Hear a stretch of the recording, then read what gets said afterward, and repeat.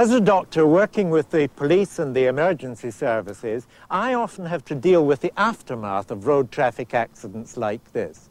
And when we investigate them, we find that about 90% of them are caused by human failings, something like a bad decision, a poor judgment, or an incorrect risk assessment. And the worrying thing is that this is not confined just to the young or the inexperienced driver. This can happen, given the wrong conditions, to experienced and well-trained drivers like the police and the emergency services. Police driving operations are very varied and at times can place great demands on the driver. A mission may change quite suddenly from a routine patrol in relatively quiet conditions to a rapid response requiring the crew to operate at speed in dense traffic. And it may end up as a fast pursuit that can become prolonged, fatiguing, and at times highly stressful. To meet all those various demands of operational driving, traffic patrol officers are trained to the highest standards of advanced driving proficiency in all kinds of situations and driving conditions.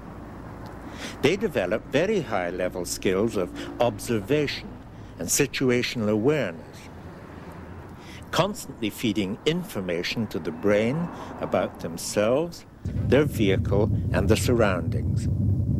From this information, the brain makes decisions and judgments about the actions and maneuvers they need to take. And these become important when driving becomes more stressful and demanding.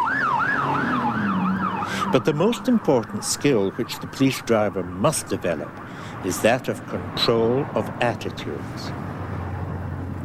Good attitudes mean skillful, safe driving. Bad attitudes can compromise the safety of the entire mission. Negative and unwanted attitudes can develop long before the driver goes on duty. They can start in the home, often resulting from domestic and family problems which everyone experiences from time to time. And they can build up during the drive to work if traffic is dense, the going has been slow, and the behavior of other motorists has been frustrating. Even before the driver has completed his paperwork and other office routines, negative attitudes can reach levels where they begin to affect normal brain information processing. But it's when the driver has to get behind the wheel of a police patrol vehicle that information processing in the brain becomes really important. Tango 3 from AH. Tango 3 to H, presently St Ninians Road. Go ahead, over. Roger, Tango 3. We have a report of a pursuit coming from Strathclyde area. The only details we have is a red Cavalier. Is it possible you can take up a position, Bannockburn Interchange, junction 9 northbound? AH, over. Roger H, that's all received. Attending from this location. Tango 3, over. Yeah.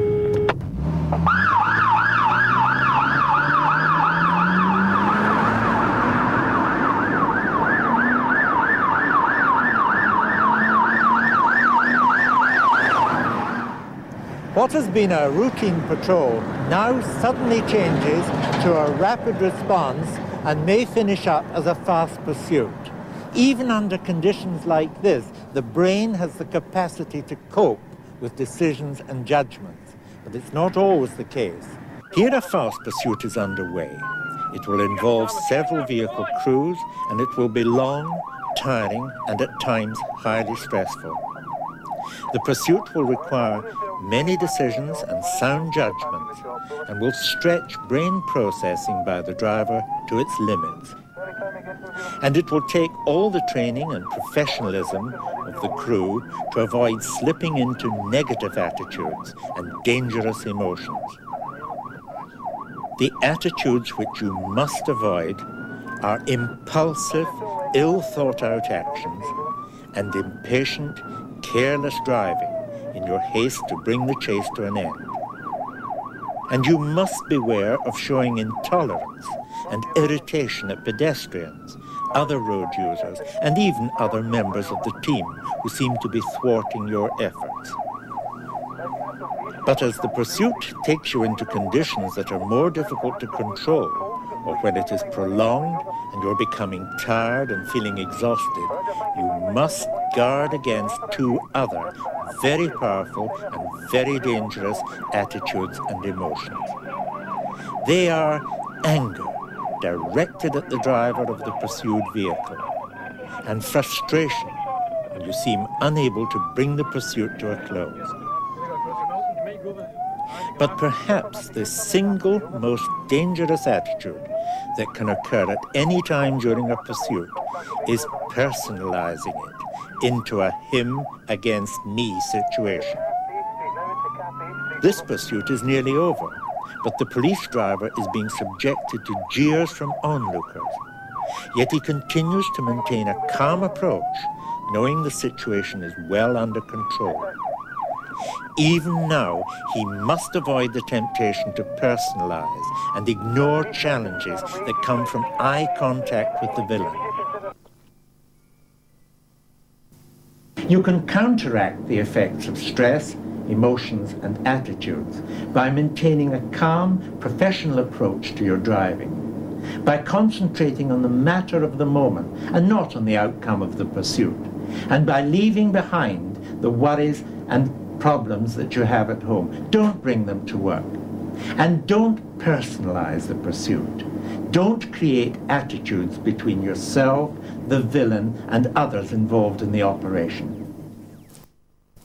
So remember, the dangerous attitudes that can creep into and impair your driving are attitudes like impulsive behavior, impatient driving, intolerance and irritation at other road users.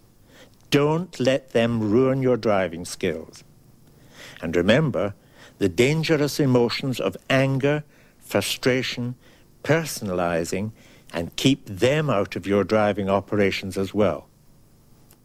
Personalizing a pursuit can seriously damage brain processing, can reduce your attention span, and can lead to the condition of red mist, where you are obsessed with getting your quarry no matter what the cost. That cost could be your life, and you mustn't let it happen. You can make a start now by recalling the attitudes, emotions, and human factors which you've experienced. Discuss these with your colleagues and your instructors. If you do so, you'll help to protect yourself against their effects. You'll make your driving much more efficient and, above all, much safer.